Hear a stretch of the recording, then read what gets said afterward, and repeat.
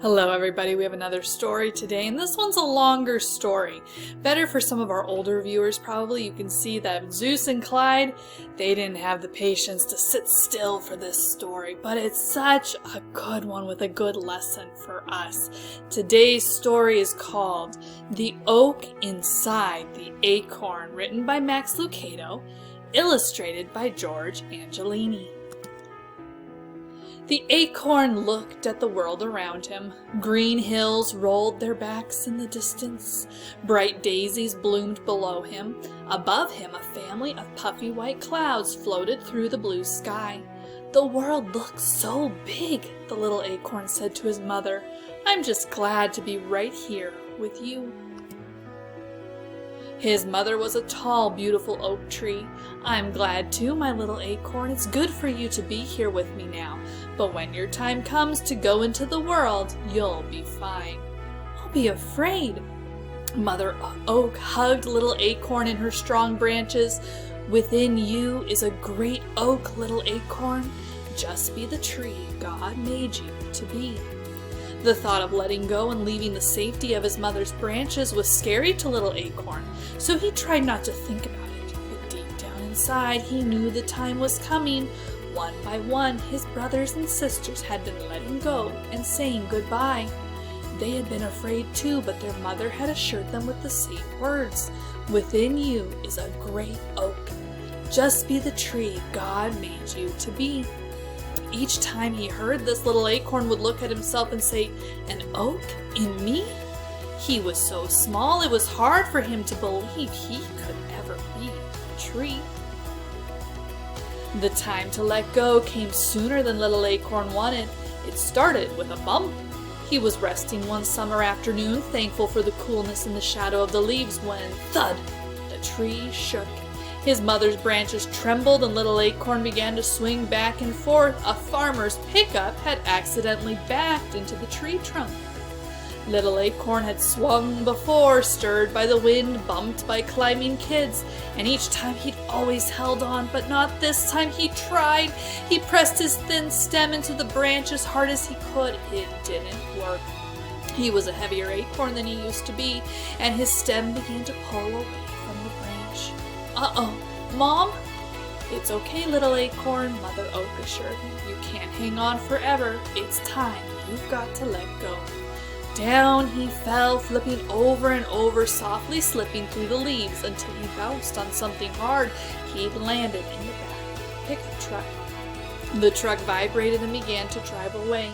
"It's okay, little acorn," his mom called out. "Within you is a great oak. Just be the tree God made you to be."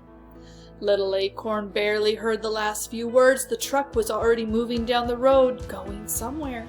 He just didn't know. As the truck bounced on, so did the acorn. "Ouch," he said, "this is rough." "It gets better," he heard a voice say, and rolling over, little acorn looked up at a young tree. "Who are you?" he asked. "I'm a new little orange tree on my way to be planted." "What do oranges do?" asked the acorn. By now the road and the ride were smoother. "We grow oranges." "Oh," answered the acorn. He didn't know what an orange was and was just about to ask when the truck slowed to a stop. "Wow!" exclaimed Orange Tree, who was tall enough to see out of the truck. "What is it?" asked the acorn. "Trees! Orange trees everywhere! It's an orange grove." "Okay, little orange tree, it's time for you to be planted," the farmer said as he lowered the truck tailgate and climbed into the back of the truck. The acorn rolled away just in time to avoid the farmer's big boot. The farmer took the tree and was gone for a long time. Little acorn stared at the sky as it began to darken. He missed his mother oak and her strong branches. This would be his first night away from her. The tailgate banged and the farmer jumped in. "A quick sweep," he said, "and I'm headed home." Little acorn had never seen a broom. He barely saw this one before it sent him high in the air, and he landed in soft dirt. "I wondered what happened to you." It was Orange Tree. Little acorn was happy to hear a familiar voice. "Is this your new home?" "It sure is," Orange Tree said, "and it looks like it's your home too." Little acorn had one more question. "Orange Tree, what do I do next?" Orange Tree's voice was sleepy. "Just settle in, little friend, and rest. God will make you grow." And so little Acorn did just that. He rested that night, the next day, that week, the next month, there in the soft soil surrounded by orange trees. He sank deeper, deeper into the ground and slumbered. He slept a long time.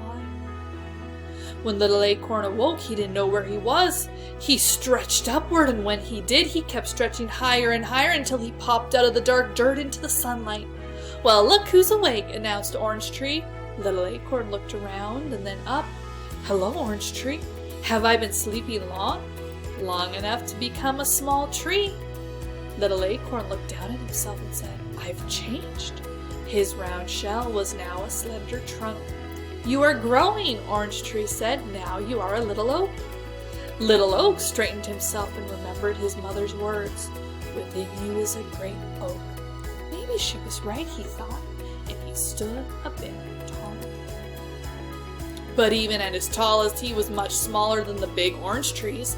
Their bushy branches grew greener and greener. Then one day, Orange Tree called out to his friend, "Little Oak, look, my first orange."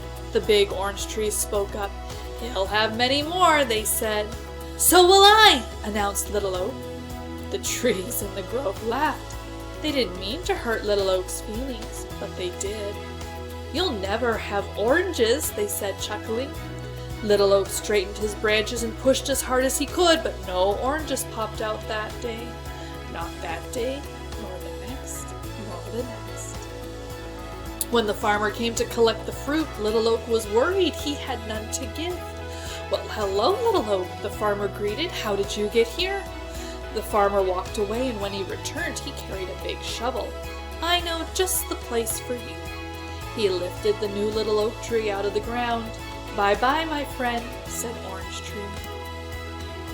The farmer didn't take Little Oak too far away. He carried him out of the grove to his big white house. The farmer chose a spot in the backyard overlooking the orange grove. "Let's see how you do here," he said. Then he dug a deep hole and set Little Oak inside. He placed dirt around Little Oak and pressed it tightly around the tree's roots. Little Oak liked his new home. For the first time, he stood taller than almost everything around him.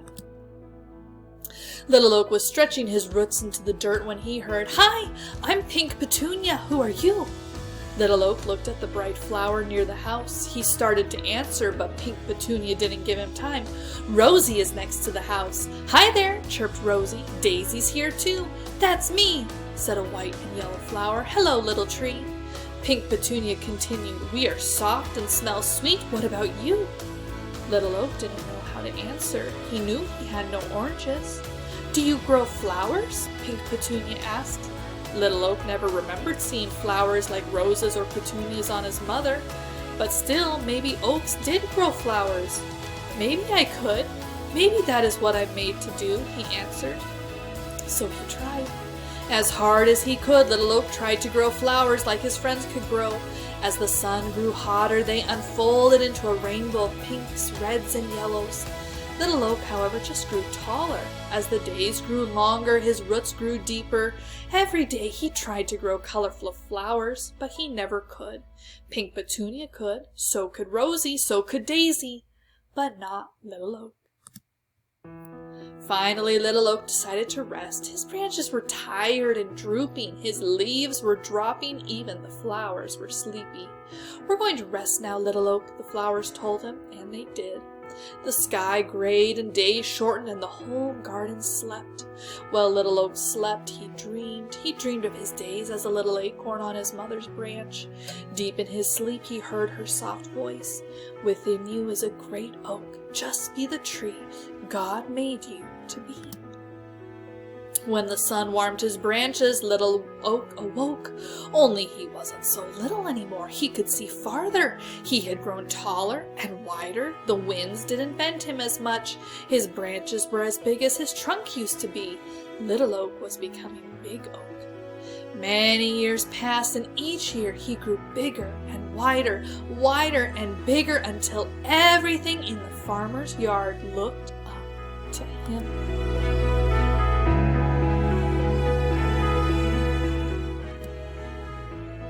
Now Orange Tree and the flowers called him Big Oak. He spread his big branches and looked around. Orange Tree was taller too, but not as tall as Big Oak. Big Oak was taller than all his friends. They were wide, but not as wide as Big Oak. He was the tallest, he was the widest, but he still wondered what he was supposed to do. He couldn't grow oranges or flowers. He just grew bigger. He didn't know what. Big Oak was just awakening from a long winter's nap, his leaves tiny buds, when a young farmer brought 2 ropes and tied them to one of his strong branches. Close by, a little girl watched. Rosy Rose was puzzled. "What's it for, Big Oak?" "I don't know," Big Oak answered, but he soon found out.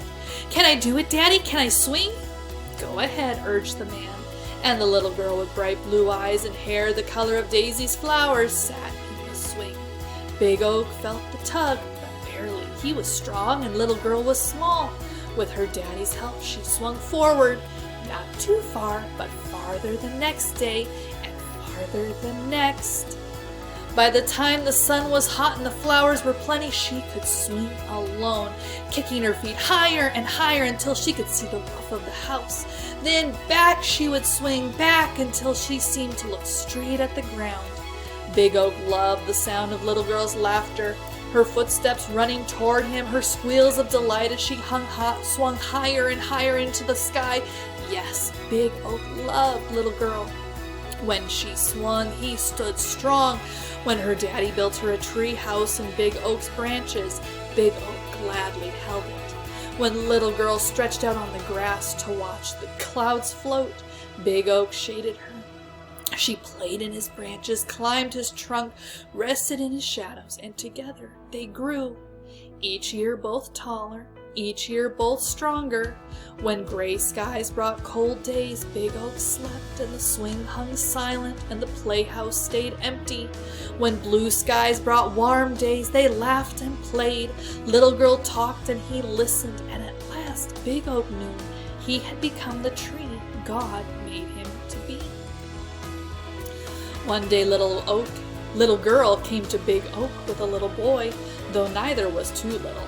They sat on his branches and talked. Big Oak held them both, and when they carved their names on his trunk, he didn't mind. Little boy pushed the swing, little girl laughed, and Big Oak protected them from the sudden rain. In time, little girl didn't swing so much. When she climbed into the tree house, she sat more and played less. Little girl was becoming Big Girl. Big Girl now stood as tall as Big Oak's lowest branch. One day Rosy Rose said to Big Oak, "She's growing up, Big Oak. She'll soon leave." Big Oak didn't answer, but he understood. Big Girl spent many blue sky days sitting on the ground, leaning back against Big Oak's trunk and watching the clouds drift by. Big Oak knew Big Girl had a big question on her mind, because she said things like, "I don't know what I'm supposed to do," and "It's hard to let go," and "How can I know who I am?" Big Oak wanted to talk to Big Girl. He knew just what to say. He would say, "Within you is a great girl. Just be the person God made you to be." Orange trees grow oranges, he would say. Flower plants grow flowers, and oaks grow tall enough for swings and strong enough for swinging and big enough to hold little girls until they become big girls. He wanted to, but he couldn't say the words. One day Big Girl was so sad.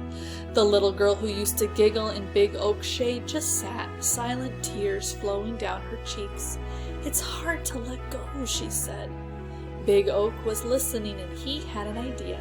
He looked down at his branch at a little acorn. "I have a special job for you," Big Oak said. The next time the wind blew his branches, Big Oak let this branch shake more than the others. The little acorn popped loose and landed in Big Girl's lap. Big Girl picked it up and started to toss it away, but stopped. She held the little acorn in her hand and stared at it. She turned and looked up at Big Oak. "Were you ever this small?" Answering her own question, she continued, "Of course you were. You grew into a great oak from a little acorn. All you did was become what God made you to be." She looked again at the acorn, then back at the tree. Her eyes brightened. "Do you suppose that's what God wants me to do?" Big Oak wanted to shout yes, but he didn't have to. Big Girl stood and announced, "Of course he does. Now it's time for me to let go and become the person God made me to be." Big Girl smiled, placed the acorn in her pocket, and began walking away. But after a few steps, she stopped and turned. She looked at the swing, the tree house. She looked at Big Oak. She walked over to him and placed a hand on his trunk. Without a word, she said goodbye.